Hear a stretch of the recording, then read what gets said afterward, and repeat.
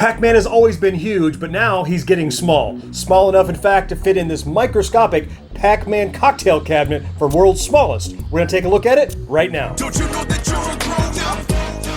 No games, no punts. Not allowed if you're a grown up.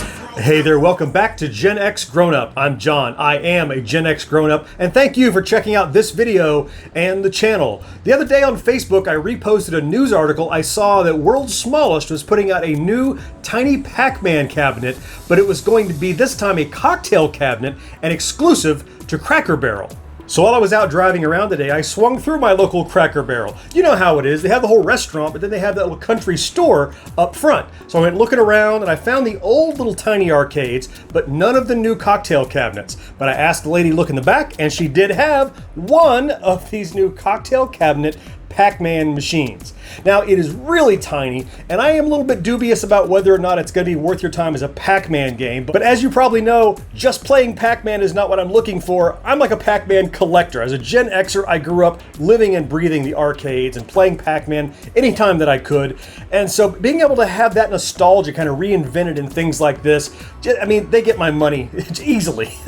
It was like $20, which is kind of steep, but let's let the cabinet speak for itself. Take it to the table and see just what you're going to get for that 20 bucks. Before I do, if this is your first time watching GenXGrownUp, see the little bar that lifts, got a subscribe button in the corner. Give that a click, maybe enable those notifications. You can check out way more of our Gen X inspired stuff. All right, we're taking our cocktail Pac-Man to the table for review right now. And there she is, straight from World's Smallest and Cracker Barrel, little cocktail Pac-Man. Let's see what we got. We got some instructions, won't be needing those. Also have this teeny tiny little catalog of other things you can get from, this is like a magician's handkerchief. It's enormous of other things you can get from good Lord, from World's Smallest. All right, man, they packed in a whole bunch of printed material in that one little strip, okay? All right, let's get to the cabinet. And there we go, yeah. It looks like an old Pac-Man cocktail cabinet. It sure does. So it looks like it's got speakers on just one side, so mono. It's got the power on-off button here. And the controls are on the side, which is interesting and weird a little bit. The wood grain kind of leaves something to be desired. It has that kind of real plasticky, almost tan color. I wish they'd gone with like a more oak. Looks more like the old wood grain. But the most important part is how it plays. Let's find out.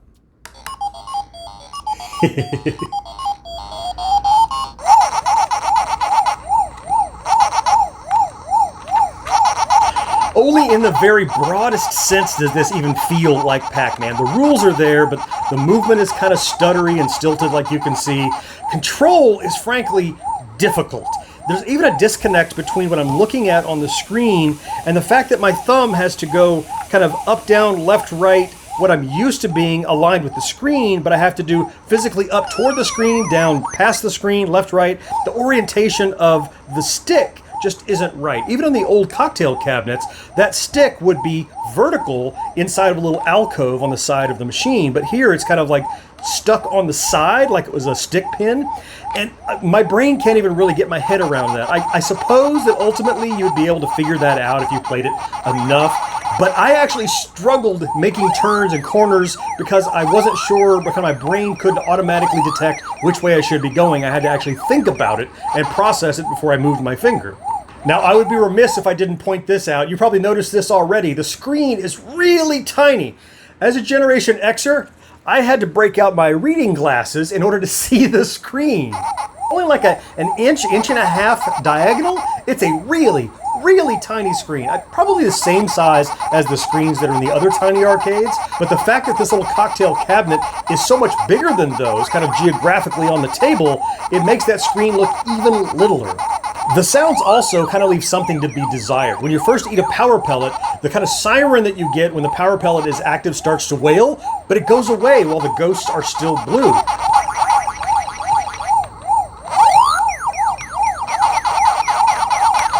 It's like this little guy doesn't have enough kind of voices to keep all the sounds going between the chomping and the siren and everything you should have. So it kind of gets silent sometimes when it should be the most frenetic when I'm eating ghosts. I think you can see what you're in for if you swing by your Cracker Barrel to pick up one of these tiny little cocktail cabinets. It's not a great way to play Pac-Man, but that's not what I was looking for. But even that being said, I'm not a big fan of that tan kind of plastic. I'm not a big fan of how hard the controls are to work with. So even being a huge Pac-Man fan, I'm only going to give this Pac-Man cocktail cabinet 2.5 tokens out of 5. You can easily get much better. Unless you're just a Tiny Arcade completionist, you might want to give this one a pass. As for myself, I mean, I don't regret buying it. It was pretty expensive at 20 bucks. I'll probably take the batteries out, put it on the shelf. It'll be another conversation piece on the wall behind me full of junk that I collect. Hey, I sure hope you found something in this video to enjoy, and I'll talk to you next time. Bye-bye. Gen X Grown Up is dedicated to bringing you new Generation X inspired videos every week. Here are a couple more you can watch right now, but for even more, subscribe and enable those notifications. And if you love what we do, we invite you to support us over on Patreon. And of course, your feedback in the comments and a quick thumbs up are always appreciated.